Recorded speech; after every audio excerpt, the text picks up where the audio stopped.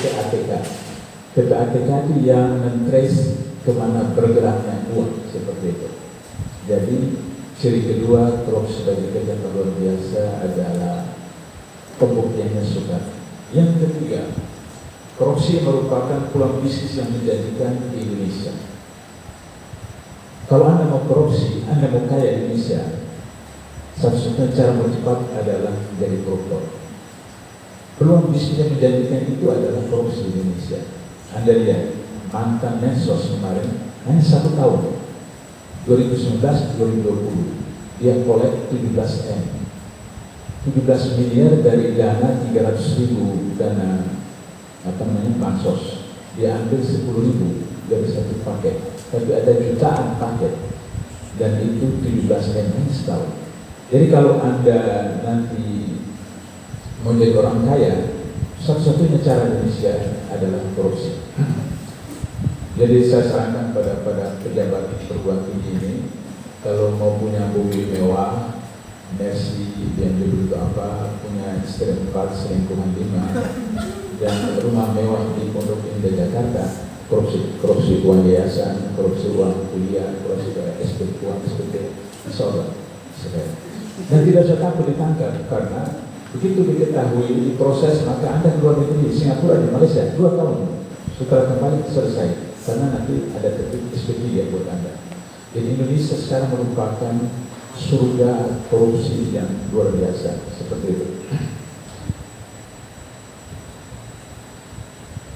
Itu merupakan peluang. Jadi pengalaman saya 4 tahun di KPKPN, kalau orang kaya di Indonesia itu hanya 2 kemungkinan, warga harta warisan atau korupsi, tidak ada lain dan seperti itu.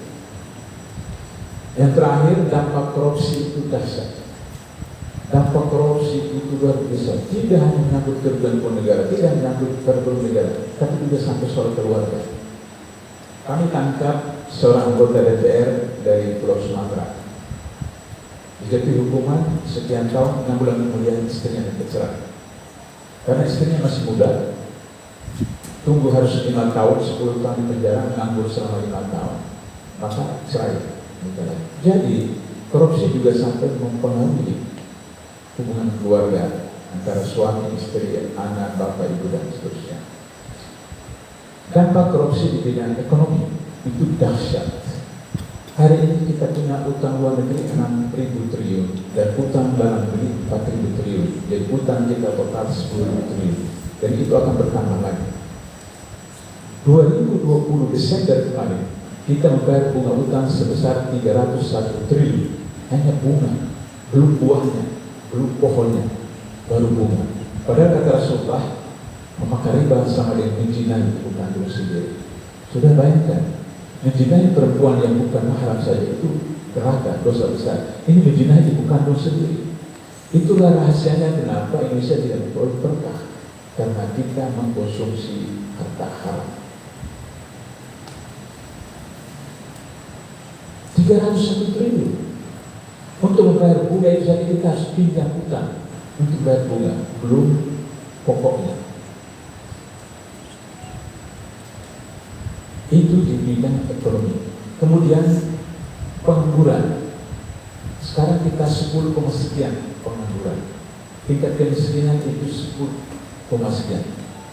Ada 10 provinsi termiskin di Indonesia. Pertama Papua, itu 27% orang miskin. Papua Barat 25% orang miskin. NTT 21% orang miskin. Maluku, provinsi saya, itu 19%. Kemudian Gorontalo itu 17%. Kemudian habis Gorontalo Aceh, habis Aceh Bengkulu, habis Bengkulu NTB, habis NTB Gorontalo. Yang terakhir 10 itu Sumatera Selatan. Sulawesi Selatan tidak termasuk dalam 10 besar yang termiskin. Tapi Sulawesi Selatan beberapa orang juga ditangkap oleh KPK. Salah satunya teman sahabat selang saya. Sama-sama ikut LK2 HMI dan pernah sama-sama tinggal di Semayani, wali kota Makassar. Siapa namanya? Pesari? Wali kota yang KPK tangkap pertama itu siapa? Baco. Bukan. Maula itu satu teman saya ikut LK2 dan sama-sama tinggal di Wisma yang bertempat satu. Itu wali kota pertama yang ditangkap oleh KPK itu adalah teman saya. Karena dia ketua presidium Kami Sulawesi Selatan, maka namanya ada dalam HP saya. Ketika dia telepon, namanya keluar, saya terus tidak angkat. Dan SOP di KPK, kita sudah status saksi atau tersangka tidak boleh berhubungan. Nah, kemudian saya tidak angkat. Besoknya ada telepon bunyi, tidak ada nama, saya takut ada berita duka, saya terima. Assalamualaikum, waalaikumsalam. Tadula, saya Dr. Ula. Oh iya, ada apa? Saya cuma mau sampaikan senior standar senior Makassar, tolong jangan tangkap ke Maula. Saya bilang, Anda juga mau ditangkap? Oh enggak, Pak, saya cuma sampaikan pesan dari senior di Makassar. Saya bilang, beritahu sama dia, kerjasama dengan KPK, ikhlas menerima hukuman, menjadi kepala buat dia tidak kelak. Ini jawaban saya standar. 3 jawaban itu. Semua orang yang menghubungi saya untuk tidak ditangkap, berproses, jawabannya sama. Alhamdulillah dari saran saya, uang 100 ribu yang diterima, dia serahkan ke penyidik KPK dan hukumannya rendah. Hukumannya hanya sekitar 3 tahun saja, seperti itu. Nah, jadi oleh karena itu maka dampak korupsi dari segi ekonomi itu luar biasa. Sehingga akibatnya maka Human Development Index manusia Indonesia tahun 2020 itu 0,717, ranking ke-6 di Asia Tenggara. Singapura, Brunei, Malaysia, Thailand, Filipina, Indonesia 0,717, ranking ke-6 di Asia Tenggara dan ranking 111 di dunia. Karena korupsi. Akibatnya karena korupsi itu maka kemudian dari 1 juta anak SD itu cuma 69 orang yang bisa masuk universitas di Indonesia. 1 juta anak SD yang masuk universitas cuma 69 orang. Dampak dari korupsi. Akibatnya maka kemudian IQ rata-rata orang Indonesia itu hanya 89. Yang terendah di Asia, bukan Asia Tenggara, terendah di Asia 89. Meskipun ada warga negara Indonesia yang masuk 10 besar abad ini, IQ tertinggi, yaitu orang Sulawesi Selatan, Parepare tapi asal Gorontalo aslinya, itu adalah Profesor Dr. Habibie, 190 IQ-nya, lebih tinggi dari Einstein. Einstein itu IQ-nya 160, Habibie 190, Obama 140.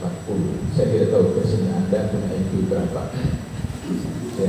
Kalau ada yang tahu IQ presiden Anda, tolong WhatsApp saya, karena jujur saya tidak tahu berapa IQ dia. Nah, sebab Padang disebutnya itu sebagai provinsi Padang. Jadi kira-kira IQ-nya berapa? Dulu sudah dia waktu kuliah di Jogja, saya tidak tahu.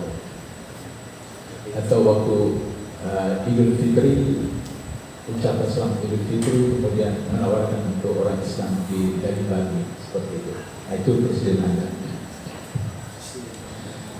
Jadi itu dampak korupsi terhadap ekonomi. Dampak korupsi terhadap pendidikan dahsyat. Dan korupsi pendidikan dahsyat. Dana BOS itu rata-rata dikorupsi sebagian besar. Jadi Anda sebagai mahasiswa, apalagi bank, harus Anda awasi penggunaan dana BOS baik yang di sekolah maupun di universitas. Jadi oleh karena itu maka habis ini Anda besok atau kapan kuliah, Anda minta slip ganti dari rektor, Anda slip ganti dari Purek 1, Purek 2, Purek 3, slip ganti dari dekan 1 dan seterusnya. Anda lihat berapa gajinya. Nah, kalau Anda tahu rektor Anda, Purek Anda, dekan Anda gaji sekian, terus tiba-tiba masuk kampus bawa Mercy, bawa BMW, bawa apa saja, jangan, Pak Rektor, dari mana? Beli mobil itu. Pak Dekan, dari mana? Mobil itu. Atau kalau nanti menikahkan anaknya di Makassar, tempat yang luar biasa, pesta, di mana? Kalau di Jakarta itu kan gedung Sudirman itu ratusan juta. untuk menggunakan acara research seperti itu. Nah, jadi Anda sebagai mahasiswa memonitor hal itu, tapi tentu saja dengan cara yang akademik, ya. Jangan demonstrasi, rusak-rusak pagar, rusak-rusak apa segala macam. Nah, itu jangan. Saya demonstrasi itu sudah dari SMA sampai di pasar ini, pasar ini itu ada bekas jahitan, itu sangkut. Waktu di Stadion Lapangan sana demonstrasi apa dengan mereka pulang, di sini di tulang kaki sini ada bekas jahitan. Itu demonstrasi. Ketika pasar dari Gubernur sana menuju ke Karibosi, kami tidur di jalan itu menghalangi pasar. Seperti itu. Tapi kami tidak bisa bangunan. Karena itu ketika 74 melari di Jakarta, kami ada sekitar 20-an ditangkap, dan kemudian alhamdulillah saya bisa menginap di penjara Karibosi selama kurang lebih 2 tahun. Cuma sedih, Karibosi penjara sudah tidak ada. Saya pertama kali saya di Jakarta kembali saya cari Karibosinya, penjara sudah tidak ada, supaya sudah tidak ke Gunung Sari. Nah, dampak korupsi terhadap sumber daya alam. Dampak korupsi terhadap sumber daya alam hari ini di seluruh Indonesia, hujan sehari saja, hujan 2 hari saja, banjir di seluruh Indonesia. Tidak ingat kemarin Sulawesi Barat berapa bulan lalu, atau beberapa waktu lalu di Sulawesi Tengah, di Palu dan sekitarnya, Poso, sampai ada yang direndam itu beberapa ratus meter tanah dan seterusnya, seperti itu. Itu dampak daripada korupsi terhadap sumber daya alam. Minyak kita itu akan habis 2030, kecuali ditemukan ada sumber baru. Kalau tidak ada sumber baru, problem sekarang. Kita sekarang masih ada minyak saja, kita impor minyak dari Singapura. Coba Anda mahasiswa bantu saya, karena saya sudah tua, sudah umur 73 tahun, jadi saya sudah tidak bisa lagi menerima alasan-alasan yang klik-klik, aneh-aneh. Singapura itu tidak punya apa-apa, pasir pun tidak punya, pasir laut tidak punya. Kenapa? Karena dia reklamasi sampai Laut Biru, dan pasirnya itu diambil dari Pulau Bangka. Tapi bagaimana Indonesia mengimpor minyak dari Singapura? Coba Anda bantu saya menjelaskan. Punya pasir saja tidak, tapi Indonesia mengimpor minyak dari Singapura. Kalau bukan karena korupsi. Nah, jadi kalau kita tidak dapat sumber baru, 2030 habis minyak, itu berbahaya. Tanpa minyak atau kemudian kita masih susah. Yang kedua, hutan kita itu stadium 4. Hutan kita stadium 4. Stadium 4 itu dalam teori ilmu kedokteran bergantung dari lobby kita dengan malaikat. Mau dipercepat, mau diperlambat, atau on time. Orang Indonesia itu hebat, bisa lobby malaikat. Kenapa? Kalau saya bicarakan korupsi Indonesia, saya kasihan sama malaikat di Indonesia. Karena malaikat Indonesia itu selalu sedih. Kenapa? Karena iblis pun tidak mau bertugas di Indonesia. Iblis itu dalam satu seminar iblis internasional. Maka perwakilan iblis Indonesia berkata kepada moderator, "Chairman, kami tidak mau bertugas lagi di Indonesia, kami mau resign." Moderator bilang, "Kenapa Anda tidak bertugas? Indonesia berpenduduk terbanyak di dunia, negara penduduk keempat terbanyak di dunia, sumber daya alamnya banyak sekali. Kenapa ditenduk Indonesia?" Dengan wajah lesu, perwakilan iblis bisa mengatakan, "Iya bos, tapi kamu di Indonesia itu non-job bos, kami nganggur bos." Loh, banyak persoalan kenapa Anda nganggur? Tugas kami sudah dilaksanakan semua sama orang Indonesia bos. Iblis saja itu tidak bisa mengalahkan orang Indonesia. Coba Anda perhatikan, setiap tahun ada penjualan daging celeng dicampur dengan kambing atau sapi. Setiap tahun ada penangkapan narkoba. Setiap tahun ada saja. Tidak pernah. Hari ini narkoba ada 4,2 juta pengguna narkoba di Indonesia, data BNN terakhir. Dari 4,2 juta itu 500.000 itu pengidap. Pengidap itu artinya kalau tidak menggunakan sehari hari, dia bunuh istrinya, dia bunuh suaminya, dia bunuh bapaknya, dia bunuh anaknya, dia bunuh untuk bisa membeli. Waktu saya masih SD sampai SMA, kalau bicara narkoba itu anak-anak kolong, ya, di pejabat-pejabat kota besar. Hari ini narkoba masuk ke pesantren, hari ini narkoba masuk ke DPR, hari ini narkoba masuk ke kantor pejabat. Ketua MK yang kami tangkap itu menggunakan narkoba. Ada dia punya di belakang meja dia ada figuran. Dan teman-teman KPK ketika periksa figur itu sebenarnya teman-teman itu mau cari duit, kan biasa pejabat itu sembunyikan duit di belakang semuanya. Ternyata ditemukan sabu. Jadi ketua MK itu menggunakan sabu. Coba Anda bayangkan. Tapi yang paling dasar hari ini data BNN bahwa orang meninggal setiap hari di seluruh Indonesia karena narkoba itu 43 orang. Setiap hari meninggal karena narkoba 43 orang. 43 orang. Nah, jadi oleh karena itu maka dampak korupsi itu terhadap sumber daya luar biasa. Riau, Provinsi Riau, KPK menangkap 3 gubernur berturut-turut. Hat-trick Gubernur Riau. Kau hat-trick ya? Ya, 3 gol masuk berturut. Dan Provinsi Riau itu 3 gubernur berturut-turut ditangkap oleh KPK. Kenapa? Karena di Riau itu 8,2 hektar hutan rusak per menit, bukan per tahun. 8,2 hektar per menit. Jadi bisa dikali per 60, kali 24, kali 30, kali 12 setahun. Berapa juta? Karena itu maka ada hujan di mana saja di seluruh Indonesia. 1 hari 2 hari mesti banjir. Illegal fishing. 70% terumbu karang di Indonesia itu rusak. Jangan lupa terumbu karang itu bukan hanya rumah buat ikan, tapi juga sumber makanan terhadap ikan. Dan 75 triliun uang hilang karena illegal fishing.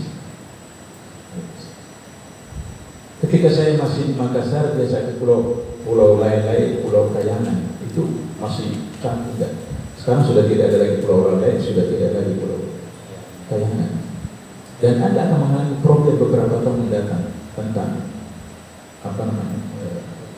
tahun 2035 untuk utara cair seluruhnya. 2035 untuk utara cair seluruhnya, maka permukaan laut di dunia itu akan naik beberapa sentimeter. Akan naik beberapa sentimeter. Karena itu maka Jakarta tanpa reklamasi Tanjung Priok itu akan tenggelam.